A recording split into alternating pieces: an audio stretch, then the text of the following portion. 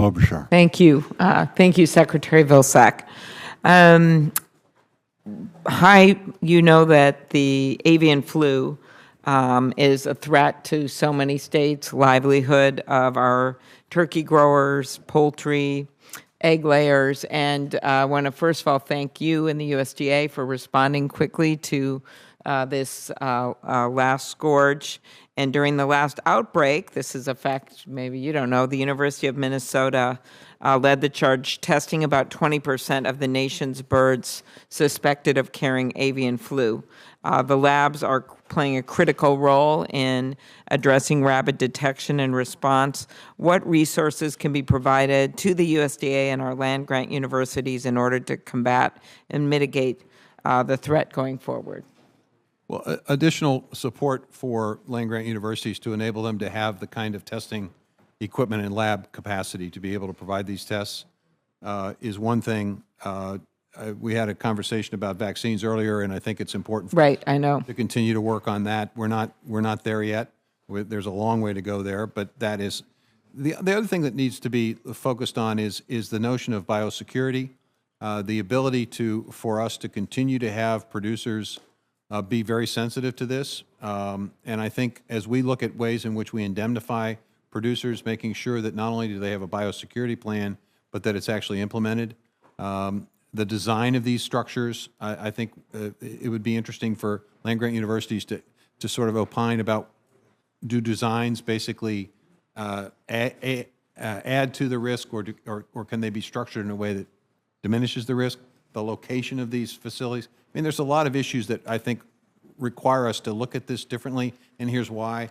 The first time we had this in 2014, 15, it was a very specific time frame, and then it went away. Yep. This time, it just lingered. It lingered, and it's more like a popcorn configuration, how it was landing in different producers' And we actually barns. did see improvement in commercial-sized operations. Yeah. Backyard operations was a problem.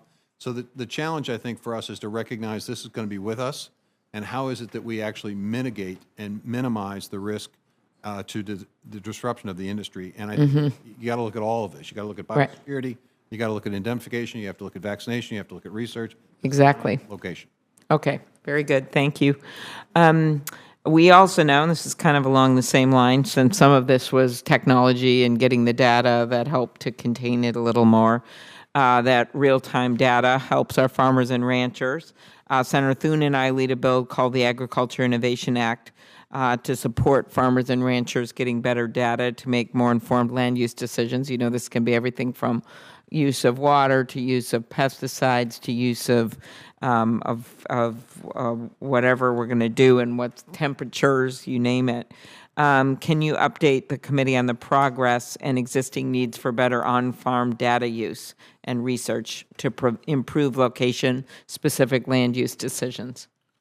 Well, there's no question that several mission areas within USDA are very focused on the issue of data and the ability of data to drive better decision-making on the farm. Precision agriculture is incredibly important. ARS has got a number of research projects underway in this area. NRCS is utilizing precision agriculture in a number of their bundles of assistance and help in terms of EQIP and CSP resources. NIFA is providing resources to land-grant universities to do even more and better work. The RCPP program has been focusing on and encouraging more precision. There are videos encouraging farmers to learn more about these techniques and the utilization of these techniques. And our Climate Smart Partnership Initiative, I think, will also lead to a better understanding of all of this. So good. A lot going on within USDA. All right. As you know, the prevention of animal disease outbreaks like African swine fever and foot and mouth disease, big priority. We already talked about avian flu, but now let's go over to hog producers. Senator Cornyn and I, in the 2018 Farm Bill, authorized the National Animal Health Laboratory Network to further our testing capacity. Can you speak to the opportunities to build on this work in 2023 and update us quickly on the work USDA is doing in the Dominican Republic in conjunction with Customs and Border Protection to keep African swine fever out of the U.S.? Two areas, Dominican Republic and Haiti. The Dominican Republic, I think we have a very good relationship. We're providing lab, we're providing technical assistance to try to establish a system by which they can identify and ultimately eradicate that ASF in Dominican Republic. Less so in Haiti because of you need a functioning government to essentially do this, and so we're very careful about that. We have a zone in Puerto Rico where we are basically prohibiting and preventing a transfer. We have significantly increased counter surveillance within the U.S. We have an interesting training facility in Georgia that's training dogs. We've already impounded about 1,000 pounds of food as it's coming into the country that may potentially pose a threat. We want to continue to increase that. We want to continue to work with our state ag officials and the pork producers to make sure that there is an awareness on the part of producers when and if there is a problem, how to contain it, how to minimize the risk. I mean, there's a lot going on in this space, and we're spending significant time and resources to do this. Okay, let me end with biofuels. I see Senator Fisher over there. She and I introduced the bill for year-round E15. I'm wondering what you think about that. I know it's not in your jurisdiction here, right, specifically, but you know a lot about biofuels. I'm supportive of it, but let me just simply say, I think you need to go beyond that.